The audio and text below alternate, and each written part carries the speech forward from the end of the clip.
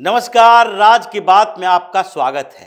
PM Modi इस बीच super action mode में हैं। वो एक एक पल का हिसाब ले रहे हैं और उसकी तैयारी में जुटे हुए हैं कि कैसे पहले से भी सख्त फैसले लिए जा सकते हैं, पहले से भी ज्यादा कठोर बनना जरूरी है, क्योंकि विरोधी पार्टी के नेता, विपक्षी गठबंधन यही कोशिश करेगी कि मोदी को कमजोर दिखाएं, भारतीय जनता पार्टी की सरकार को कमजोर बनाएं और फिर कुछ ऐसे बड़े फैसले जो लेने हैं उस फैसलों के बीच रोड़ा अटकाएं, ताकि आगे कुछ समय के अंदर ही पता लगने लगे कि जो भारतीय जनता पार्टी के समर्थक हैं वो मोदी के काम से निराश हो जाएं, भारतीय जनता पार्टी की सरकार के परफॉर्मेंस से निराश हो जाए। और ये इनपुट पीएम मोदी के पास भी है, इसलिए वो एक एक पल का इस्तेमाल कर रहे हैं। वो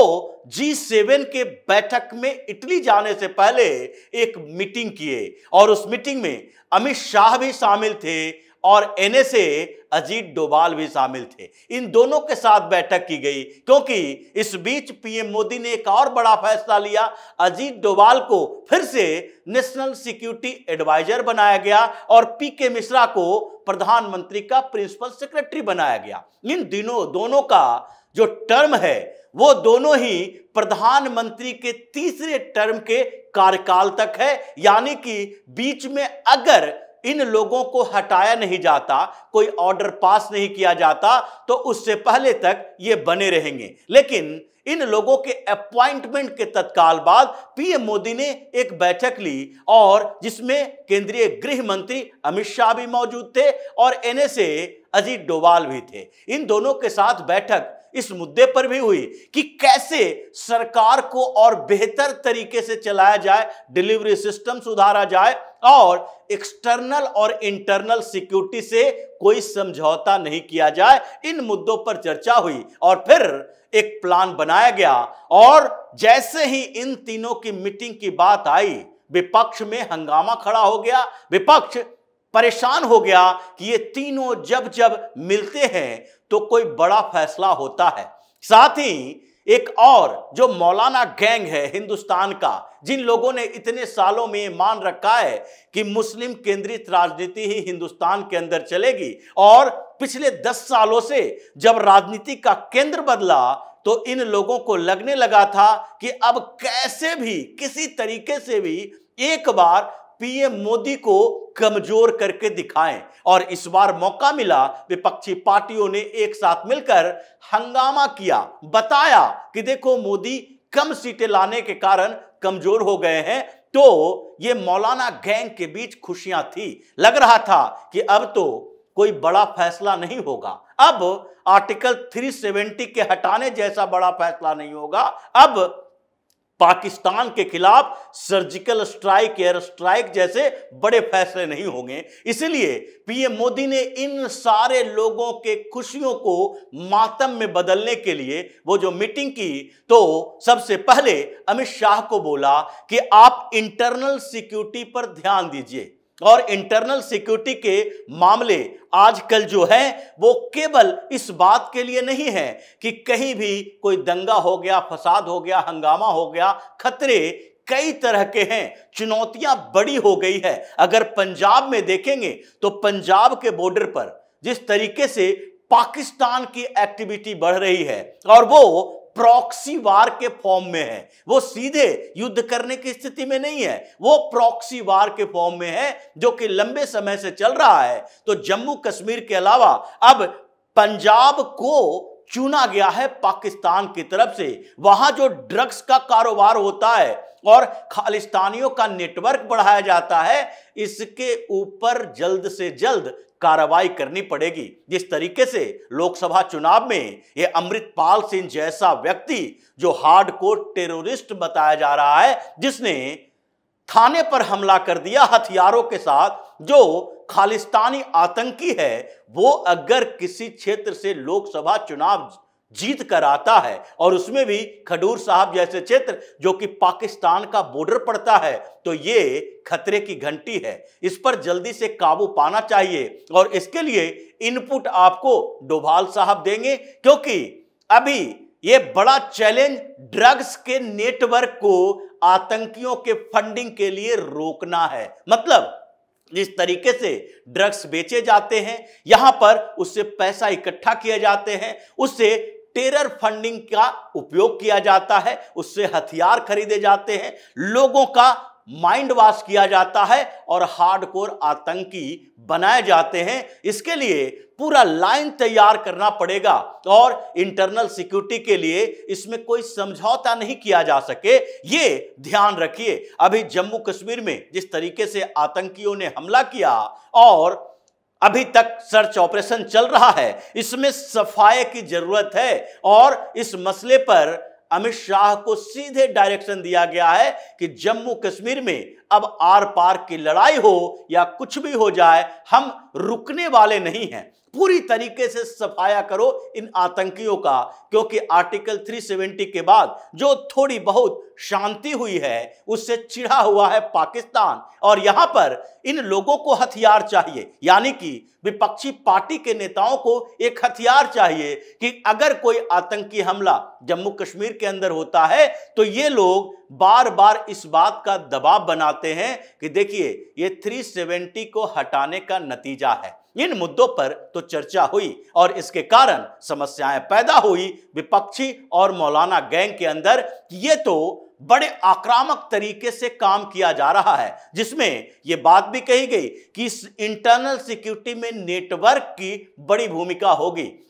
जैसे कि अभी तक ईडी जो करप्शन के चार्जेस के ऊपर करती है जांच, उस करप्शन के चार्जेस में देखा जाना चाहिए कि ये जो पैसे का लेन देन होता है, मनी ट्रेल जो पकड़ा जाता है, उसमें कहां कहां किसकी भूमिका है। इसलिए ईडी का इनपुट नारकोटिक्स डिपार्टमेंट के पास भी होनी चाहिए, और नारकोटिक्स डिपार्टमेंट अगर करोड़ों रुपए के नारकोटिक्स डिपार्टमेंट के तरफ से पकड़ा जाता है तो फिर उसको ईडी के हवाले भी किया जाना चाहिए, ताकि वो उस मनी ट्रेल को पकड़ सके। यानी कि इंटरनल सिक्योरिटी के लिए जरूरी है कि जितने भी सुरक्षा एजेंसियां हैं, जांच एजेंसियां हैं, उसको कॉमन पॉइंट पर लाया जाए, और फिर इस पूरे मसले पर देखा जाना चाहिए कि इससे हम कैसे उन लोगों तक पहुंच सकते हैं जो राजनीति में भी बड़े बड़े पदों पर बैठे हुए हैं और वो डील करते हैं। पंजाब की बात अगर देखें तो कई ऐसे पॉलिटिशियन अब पकड़े जाने वाले हैं जो कि इस ड्रग के कारोबार में शामिल हैं, जो खालिस्तानी सिंपैथाइजर हैं, जो खालिस्तानी सपोर्टर हैं, और वहां पर जो पीएम मोदी ने बिट्टू को मंत्री बनाया है, उसके पीछे की एक बड़ी वजह भी यही है कि पंजाब के ऊपर कंट्रोल किया जाए, खालिस्तान के विरोध में, खालिस्तानी समर्थकों के खिलाफ एक ऐसे युवाओं का दल तैयार किया जाए जो हर मोर्चे पर उसका विरोध करे। यानी कि इंटरनल सिक्योरिटी के मसले पर गंभीर चर्चा हुई, और एनएसए डोभाल ने जिस तरीके से अपनी स्ट्रेटजी बताई है, उसका मतलब ही है कि अब पाकिस्तान संचालित आतंकियों का नहीं, बल्कि हिंदुस्तान के अंदर जो गद्दार बैठे हुए हैं, जो इस नेटवर्क का हिस्सा है, उन लोगों पर भी कड़ी कार्रवाई की जाएगी। यही नहीं, उसके बाद इन जांच एजेंसियों की भी बात की गई, क्योंकि अभी ये बार बार कहा जा रहा है कि भारतीय जनता पार्टी की अकेले की सरकार नहीं है। इस सरकार में चंद्रबाबू नायडू हो या नीतीश कुमार हो या छोटी छोटी दूसरी पार्टियां हो, यहां तक कि अजीत पवार जैसे नेता जिसके पास केवल एक सांसद हैं, वो भी धमकी देने की स्थिति में आ गए हैं।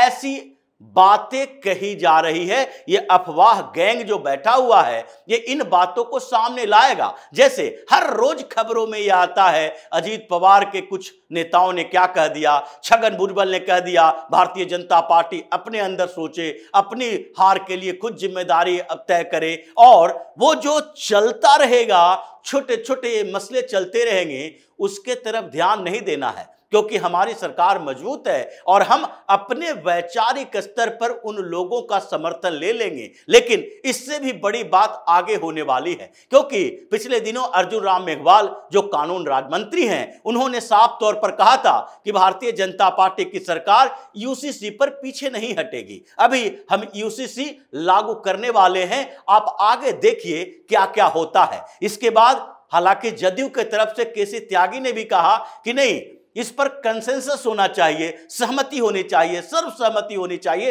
तभी पारित होगा। ऐसे पारित नहीं किया जा सकता। भारतीय जनता पार्टी अकेले के दम पर इसे नहीं ला सकती है। मतलब इन लोगों को अभी भी ये लगता है कि मुस्लिम परस्त राजनीति करने के लिए वो बार्गेनिंग करेंगे, लेकिन इसके लिए अमित शाह को ही जिम्मेदारी दी गई है कि आप कम से कम उन लोगों को, उन सांसदों को तलाशिए, देखिए, समझिए कि जो उस माइंडसेट से नहीं है जो कि ये सो कॉल्ड सेकुलर पार्टियां हैं। सेकुलर पार्टियां जो कि मुस्लिम परस्त राजनीति करती है, इन पार्टियों में भी ऐसे कई सांसद हैं जो अपने क्षेत्र में मुंह दिखाने के लायक नहीं रहेंगे अगर उन्होंने यूसीसी का पूरी तरह से विरोध किया। यानी प्लानिंग बड़ी बनाई गई, ऐसी बनाई गई है जिसके कारण इन लोगों को लगने लगा है सरकार छोड़ने वाली नहीं है। अभी लिस्ट तैयार है, 95 ऐसे नेता विपक्ष में बैठे हुए हैं जिसके खिलाफ इंक्वायरी चल रही है ईडी की। ईडी ने पूरी लिस्ट तैयार करके रखी है कि इन लोगों को अब एक एक करके समन भेजा जाएगा। सबसे ज्यादा नेता उसमें कांग्रेस के ही हैं, 24 नेता हैं कांग्रेस के जिनको ईडी के राडार पे हैं, जिनके खिलाफ इंक्वायरी चल रही है। सोनिया गांधी भी हैं, राहुल गांधी भी हैं, चिदंबरम भी हैं, ऐसे कई नेता हैं स्टेट लेवल से लेके नेशनल लेवल तक। उसी तरीके से 19 नेता जो हैं ये तो ममता बनर्जी के हैं। ममता बनर्जी ऐसे ही परेशान नहीं थी, वो इसलिए जोर लगा रही थी कि हम इंडी अलायंस की सरकार अगर बनने वाली होगी तो हम बाहर से भी समर्थन देंगे। भले ही कांग्रेस और कम्युनिस्ट पार्टी के खिलाफ वो बंगाल में चुनाव लड़ रही थी, क्योंकि उनको पता है कि ये जो हमारे 19 बड़े नेता हैं जिनके ऊपर ईडी की इंक्वायरी चल रही है, ये कभी भी पकड़े जा सकते हैं। अगर भारतीय जनता पार्टी की फिर से सरकार बनती है तो इन लोगों को केंद्र में सरकार इसलिए चाहिए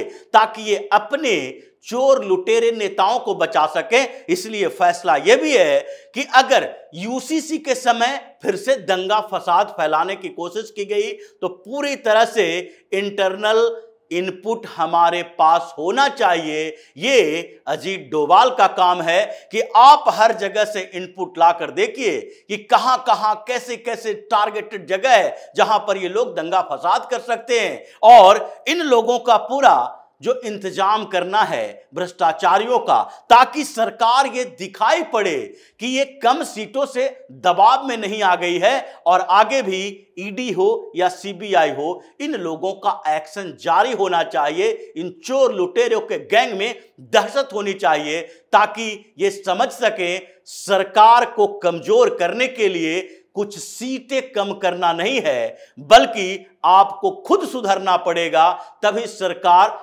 आपको बख्शेगी। अगर आप इसी रास्ते पे चले तो सरकार आपके खिलाफ ही होगी। मोदी किसी की बात इस मामले में सुनने वाले नहीं हैं। तो इसी तरह की खबरों के साथ फिर से हाजिर होंगे, तब तक के लिए बने रहिए हमारे साथ और देते रहिए हमें सहयोग ताकि इसी तरह की खबर हम आपके लिए लाते रहें। धन्यवाद।